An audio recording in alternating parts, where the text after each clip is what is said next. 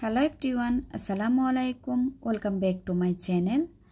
আজকের এপিসোডে আমি আপনাদের সাথে শেয়ার করব 6 পাউন্ড একটা ভ্যানিলা স্পঞ্জ কেক। চেষ্টা করেছি সব ধরনের টিপস শেয়ার করার জন্য। আজকের এই রেসিপিতে একদম বিগিনার যারা আছেন তাদের জন্য পারফেক্ট একটা কেক রেসিপি। আশা করছি আপনাদের থেকে ভালো লাগবে। চলুন তাহলে মূল রেসিপিটা দেখে আসি। আমি প্রথমে শুকনো উপকরণগুলো চেলে নিব। তার জন্য একটা চালনিতে 2 কাপ পরিমাণ ময়দা দিয়ে নিচ্ছি। এটা প্যাকেটের ময়দা নিয়েছি। এখান থেকে আমি 1/4 কাপ পরিমাণ ময়দা তুলে নিচ্ছি। আমার চালনিটা ছোট, তার জন্য একটু চেলে নিব। শুকনো উপকরণটা একটু চেলে নেওয়ার পর এই পর্যায়ে দিয়ে দিচ্ছি 1/4 কাপ পরিমাণ কর্নফ্লাওয়ার, 2 টেবিল চামচ পরিমাণ গুঁড়ো দুধ দিয়ে দিলাম। এই গুঁড়ো দুধ দেওয়ার কারণে কিন্তু কেকটা খেতে অনেক বেশি টেস্টি হয়। 2 চা চামচ পরিমাণ বেকিং পাউডার দিয়ে দিলাম, 1/2 চা চামচ পরিমাণ লবণ দিয়ে দিয়েছি। আর অবশ্যই চেষ্টা করবেন কর্নফ্লাওয়ারটা দেওয়ার। এই কর্নফ্লাওয়ার দেওয়ার কারণে কিন্তু কেকটা অনেক বেশি সফট হয়ে থাকে।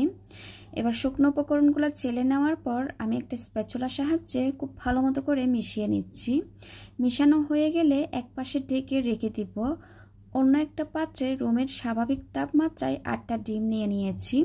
আমি কুসুম আর সাদা অংশটাকে আলাদা করে নিয়েছি। এবার দিয়ে দিলাম 1/2 কাপ পরিমাণ চিনি। আমি কিন্তু এখানে চিনি ব্যবহার করব 1.5 কাপ পরিমাণ। আমি প্রথমে 1/2 কাপ পরিমাণ চিনি দিয়ে একটা ইলেকট্রিক বিটারের সাহায্যে আমি মিডিয়াম স্পিডে বিট করে নিচ্ছি। প্রথম ধাপে যে চিনিটা দিয়েছিলাম ওটা সম্পূর্ণ গলে যাওয়ার পর আমি দ্বিতীয় ধাপে চিনিটা অ্যাড করে দিচ্ছি। আমি একবারে চিনিটা না দিয়ে এভাবে করে অল্প অল্প চিনি দিয়ে ইলেকট্রিক বিটারের সাহায্যে মিডিয়াম স্পিডে বিট করে নিব। একসাথে দিয়ে যদি চিনিটা বিট করেন, চিনিটা মেল্ট হতে অনেক বেশি সময় লাগবে। কেকের ব্যাটারে চিনিটা ঠিক মতো মেল্ট না হয় তাহলে দেখা যায় কেকের ভিতরে কাঁচা কাঁচা থেকে যায়। তাই আপনারা এই টিপসগুলো অবশ্যই ফলো করবেন। এবার আমি ইলেকট্রিক বিটারটাকে অফ করে দিয়ে বাকি চিনিটুকু দিয়ে আবারও বিট করে নিব 3 থেকে 4 মিনিট পর্যন্ত, বা চিনির দানাটা সম্পূর্ণ গলে যাওয়ার পর্যন্ত। আপনারা চাইলে হাতে নিয়ে একটু চেক করতে পারেন চিনিটা সম্পূর্ণ গলেছে কিনা, বা আবারও দেখতে পারেন এই ফোমটা খুব ভালো মতো করে স্টিপ হয়েছে কিনা। সেটাও যদি বুঝতে না পারেন, এই বিটারের কাটারটা যখন তুলবেন চোকা চোকা দেখা যাবে, তাহলে বুঝতে পারবেন ডিমের মেরানটা কিন্তু পারফেক্টভাবে হয়ে গেছে। একটা স্পঞ্জ কেক তৈরি করতে কিন্তু এই ডিমের মেরানটা পারফেক্ট হওয়া কিন্তু খুবই জরুরি। এবার দিয়ে দিচ্ছি ডিমের কুসুম, আরও দিয়ে দিচ্ছি 1/4 কাপ পরিমাণ রান্নার রেগুলার তেল। আমি এখানে রান্নার তেল দিয়ে দিচ্ছি, আপনারা চাইলে গলানো বাটারও দিতে পারেন। এবার দিয়ে দিব 2 চা চামচ পরিমাণ ভ্যানিলা এসেন্স। আমি এটা ভ্যানিলা কেক তৈরি করছি, তার জন্য ভ্যানিলা এসেন্স দিয়ে দিচ্ছি। আপনারা যে ফ্লেভারে কেক তৈরি করবেন ওই ফ্লেভারটা অ্যাড করে দিতে পারেন। আবারও আমি বিটারের সাহায্যে মিডিয়াম স্পিডে বিট করে নিচ্ছি। আমি এটা 15 থেকে 10 সেকেন্ড পর্যন্ত বিট করব, এর চেয়ে কিন্তু বেশি করব না। এর চেয়ে যদি বেশি করতে চান তাহলে মেরানটা নষ্ট হয়ে যাবে, তখন পারফেক্ট স্পঞ্জ কেক হবে না। সব কিছু একত্রে ভালোভাবে মিশে যাওয়ার পর আমি বিটারটা অফ করে দিয়ে এক পাশে রেখে দিব।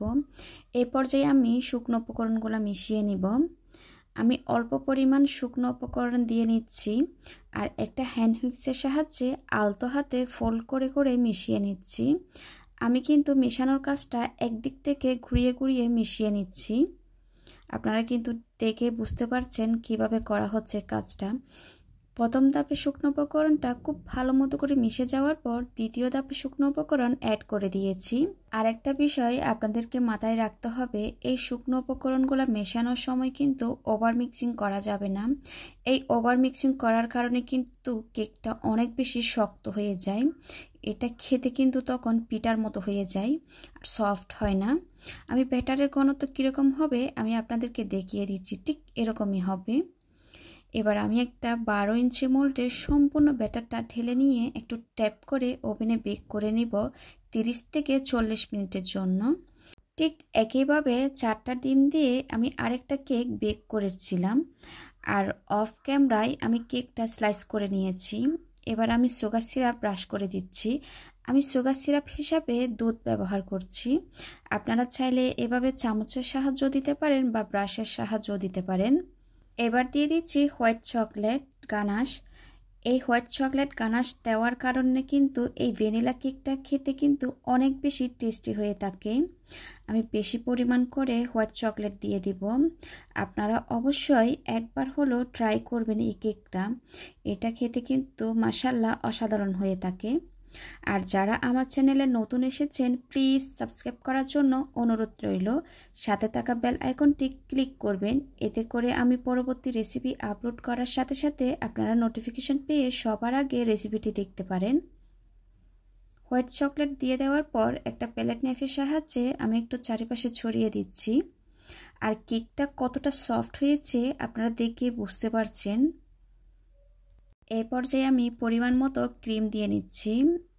আমি কিন্তু কেকে অত একটা বেশি ক্রিম ইউজ করি না। স্পঞ্জ কেকে কিন্তু কেকটা যদি কম হয়, ক্রিমটা যদি বেশি হয়, খেতে কিন্তু ভালো লাগে না। তার জন্য আমি কিন্তু সবসময় পরিমাণ মতো ক্রিম ব্যবহার করি। আপনারা আপনাদের টেস্ট অনুযায়ী ক্রিমটা দিতে পারেন। এবার প্যালেট নাইফের সাহায্যে ক্রিমটা আমি চারিপাশে খুব ভালো মতো করে ছড়িয়ে দিচ্ছি। ক্রিমটা খুব ভালো মতো করে চারিপাশে ছড়িয়ে দেওয়ার পর দ্বিতীয় লেয়ারটাও বসিয়ে দিয়েছি। আর অফ ক্যামেরায় আমি কিন্তু সুগার সিরাপটা দিয়েছি। অবশ্যই কিন্তু স্পঞ্জ কেকে সুগার সিরাপটা দিতে হবে। আবারও আমি খুব ভালো মতো করে চকলেট গানাশ দিয়ে দিচ্ছি। আমার চ্যানেলে কিন্তু অনেকগুলা কেকের রেসিপি আছে। স্পঞ্জ কেকের রেসিপির সাথে সাথে কিন্তু ময়েস্ট কেকের রেসিপিও আছে। আপনারা চাইলে আপনাদের পছন্দ অনুযায়ী যে কোনো কেকের রেসিপি দেখে নিতে পারেন। এবার কেকটাকে আমি খুব ভালো মতো করে ক্রাম কোটিং করে নিব।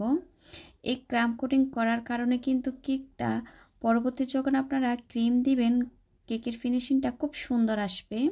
আমি কিন্তু সব সময় ক্রাম কোটিং করে ফ্রিজে রেখে দিই আধা ঘন্টার জন্য।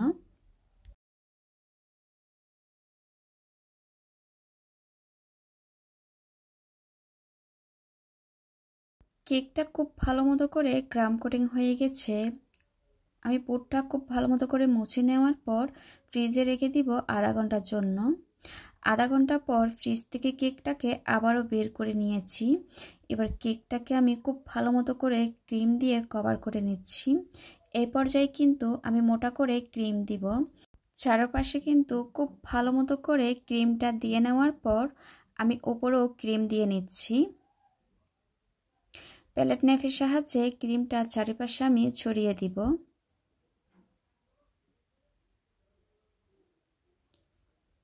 আপনারা চাইলে এই কাজটা প্যালেট নাইফ দিয়েও করতে পারেন বা স্কেল দিয়েও করতে পারেন। এবার কেকটাকে আমি যতটা সম্ভব স্মুথ একটা ফিনিশিং দিয়ে দেওয়ার চেষ্টা করছি। একটা স্ক্রাবারের সাহায্যে আমি ট্রায়াঙ্গেল করে ধরে কেকটাকে আমি চারিপাশে স্মুথ করে নিচ্ছি। চারিপাশে একটু স্মুথ করার পর আমি প্যালেট নাইফের সাহায্যে আবারও উপরে স্মুথ করে নিচ্ছি। যতটা সম্ভব স্মুথ একটা ফিনিশিং দিয়ে দেওয়ার চেষ্টা করব। এই স্মুথ ফিনিশিংটা কিন্তু একদিনে আসবে না। আপনারা যখন বারবার কাজ করতে যাবেন তখন কিন্তু চলে আসবে স্মুথ ফিনিশিংটা। যতটা সম্ভব স্মুথ ফিনিশিং করে নিয়েছি। এবার একটা টুটি নজল দিয়ে আমি কেকটাকে ডেকোরেশন করে নিচ্ছি। এই ডিজাইনটা কিভাবে করা হচ্ছে আপনারা একটু দেখে বুঝে নেন। বলে বোঝানো যাবে না কাজটা কিভাবে করা হচ্ছে। আমি আরেকটা নজল দিয়ে এভাবে করে ফুল করে নিচ্ছি। ডিজাইনটা কিন্তু আপনারা আপনাদের পছন্দ অনুযায়ী করে নিতে পারেন।